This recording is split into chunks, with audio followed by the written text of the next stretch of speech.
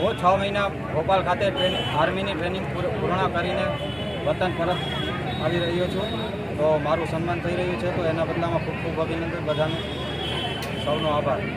સાવન Hiteshbhai ડાકી આર્મીમાં select થયેલ છે અને 6 મહિનાની ટ્રેનિંગ પૂરી કર્યા બાદ ભોપાલ ખાતે 6 મહિનાની ટ્રેનિંગ પૂરી થયા બાદ માળિયા ખાતે પરત આવેલ છે.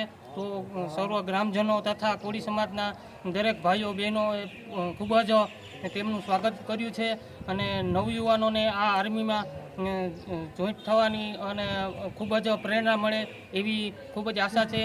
તથા હિતેશભાઈએ અને તેના ઘરના સાવનના મમ્મીએ રામદેવપીર બાપાની પ્રસાદી રાખેલ છે, ધજા ચડાવવાનું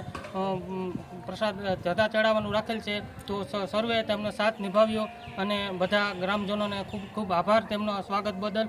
જય હિન્દ, જય ભારત.